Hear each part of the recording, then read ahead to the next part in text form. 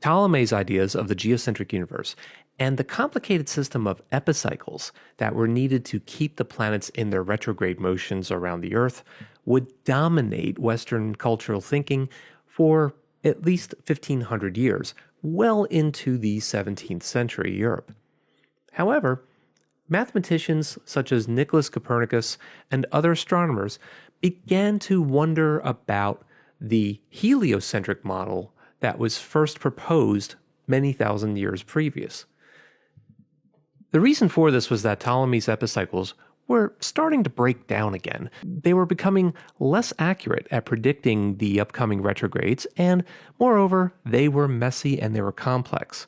But Nicholas Copernicus would become the first astronomer to publish a mathematical explanation of retrograde motion with the sun at the center. Now, Copernicus believed that the planets still moved in perfectly circular orbits, and they also had every reason to believe that the planets moved at constant speed at the same time. So, if we have Earth here with Mars, you can imagine looking out toward Mars against the background stars. Mars would appear here.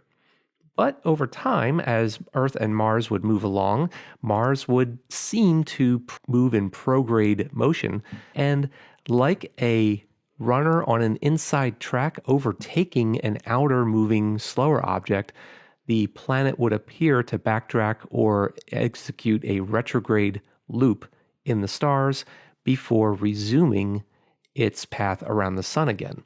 So this was a mathematical way to reproduce retrograde motion while keeping the sun at the center of the solar system. So retrograde motion did not need an epicycle. It did not require a physical backward motion of the planet. Rather, it was simply an apparent motion of the planet when Earth overtakes an outer planet, known as a superior planet, or when Earth is overtaken by an inferior planet, that is to say, an inner planet. And this was much simpler than epicycles. Now, this was not by any means a perfect explanation. Copernicus's ideas still relied on things like circular orbits and constant speeds for the planets, but nevertheless, his ideas of the heliocentric model of retrograde motion would start to pique the interest of many other thinkers at that time. By the early 1600s, Galileo Galilei had arrived on the scene and had really become what we now think of as the first modern scientist. And that is, he would take the claims that were taught largely by the governing body at the time, the Holy Roman Catholic Church, and tested those claims. He simply conducted experiments, which is something that modern scientists do to this day. However, his results would contradict many of the church's teachings, and for his troubles, he would be placed under house arrest, where he would live the rest of his days until recanting prior to his death. However, to be fair, the Catholic Church eventually did apologize for placing him under house arrest in the early 1600s. In 1992, that's when Pope John Paul apologized on behalf of the church. Galileo is widely thought of as the first astronomer to ever use a telescope, but that's really more of a testament to Galileo's ability to market and promote himself. In fact, he was not the first person to use a telescope against the heavens, but he did make very detailed observations. And these observations would contradict the church's teachings.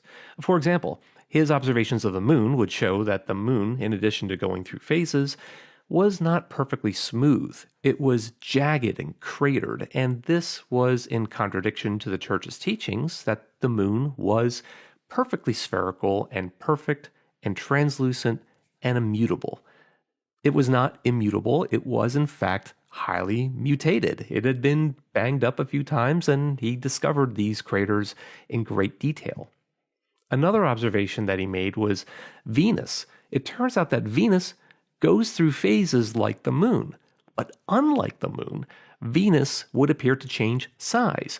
It would always be at crescent when it was largest in his telescope, and it would always appear full when it was smallest in his telescope. And the only way to get Venus to make these phases while at the same time changing its sizes is to assume that Venus is going around the sun and that Venus is closer to the sun than the Earth.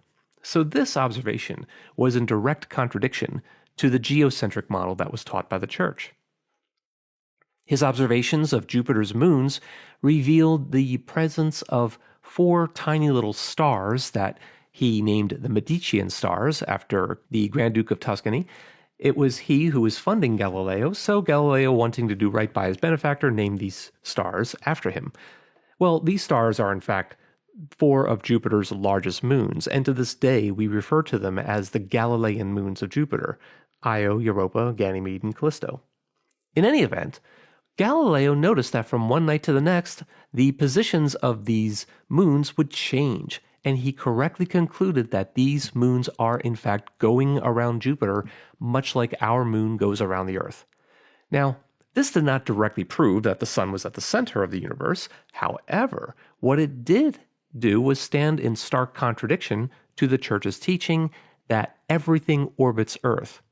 Well, Galileo argued, if everything orbits the Earth, what are these things doing orbiting Jupiter? So this was another direct violation of the geocentric model.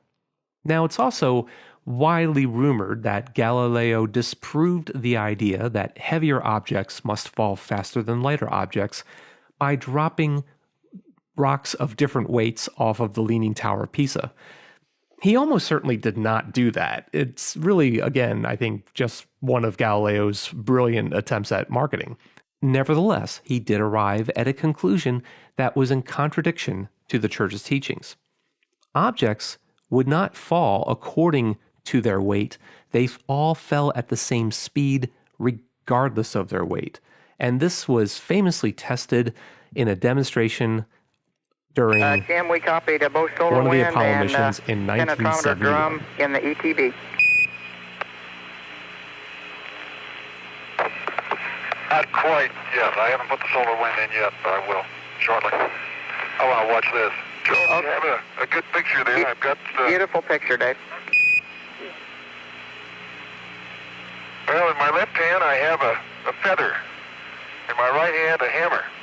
And I guess one of the reasons we got here today was because of a gentleman named Galileo a long time ago who made a rather significant discovery about falling objects in gravity fields. And we thought that where would be a better place to confirm his findings than on the moon. And so we thought we'd try it here for you. The feather happens to be appropriately a falcon feather for our falcon. And I'll drop the 2 of them here, and hopefully they'll hit the ground at the same time. How about that? Which proves that Mr. Galileo was correct in his findings.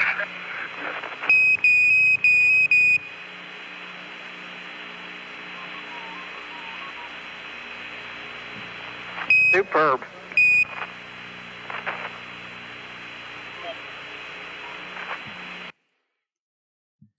Unfortunately, the Church did not take too kindly to Galileo's evidence and placed him under house arrest for heresy. He would remain there until just before his death, when he recanted, taking back everything he ever said. Turns out, though, he was right.